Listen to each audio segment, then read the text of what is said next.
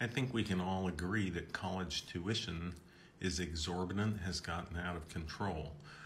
Wall Street Journal did a fairly large article about spending by universities about a month or so ago and the astronomical rise in tuition rates that have occurred because of that spending.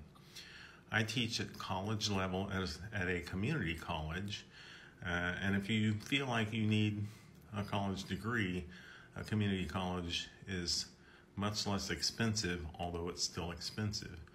So getting past the idea that maybe not everybody needs a college degree. So if you think that the American dream is tied to the college degree, then you're going to head into this realm of your life. And you may be paying for it for the rest of your life because it is not cheap. So I looked up the University of Missouri-Columbia for the academic year that we're in, and tuition is $11,500 for this academic year. If you live on campus, room and board, etc., about $12,000 on top of that, and then textbooks about $1,200 a year. So the University of Missouri estimates that attending their institution is going to cost you $26,000 to $28,000 this year. At the community college where I teach, and we don't have housing on my campus, so this is kind of like people drive to the campus and live elsewhere. Tuition this academic year is $4,600. So you save that amount, plus you don't have room and board.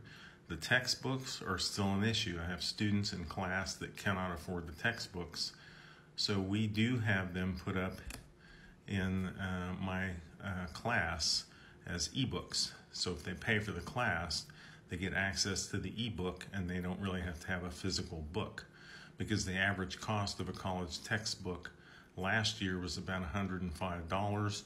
Depending on how many textbooks and how many semester hours is how the estimation of about $1,200 a year for textbooks comes about.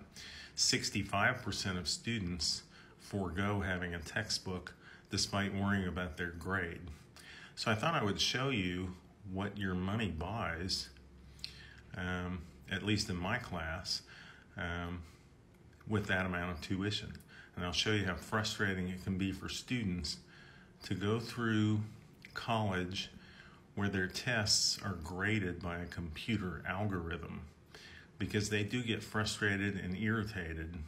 I had one student that was trying to accomplish one assignment for 35 points, and she got so frustrated she just quit answering the questions, and she got a grade of 1.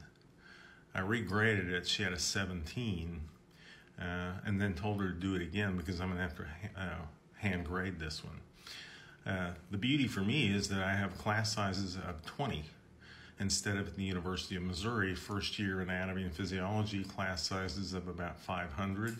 I also teach medical terminology, so if I had 500 students that I had to hand grade assignments that had been graded incorrectly by a computer, that is all I would be doing. So let me show you what a computer graded algorithmic assignment looks like, and then I've updated the grade you'll see in what I show you. So I have to hold this so I don't show you this student's name and violate the privacy of a student, but look at all these red boxes. So this is an assignment worth 35 points. I regraded it. She got 100% on it, and I'll show you why. And I'm not sure what this time thing, it looks like she spent 96 hours on it, and that can't be right. I'm thinking it's 96 minutes. Her grade is 98.8%, so everything else she's done except this one, she's sitting at 98%. So she's top of the class, and this is how she got graded. So let me see if I can zoom in on some of this.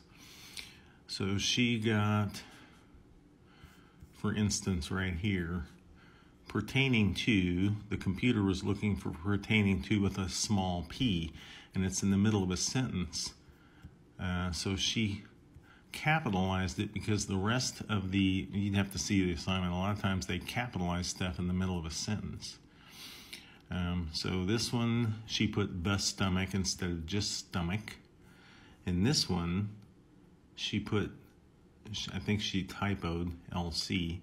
This one, she put above and then added what above means and capitalized it, so it got marked wrong. If you keep going down, pertaining to keeps coming up. Cell, she capitalized it, that's wrong. This is for macrocytic is the medical term. She put large in size. They wanted small L, just large, so that's wrong. This one, IC, I guess she capitalized I, that's why. So they wanted a small I. Cells that are larger than normal is the same thing as pertaining to a large cell. Without, meant. So if you look through this,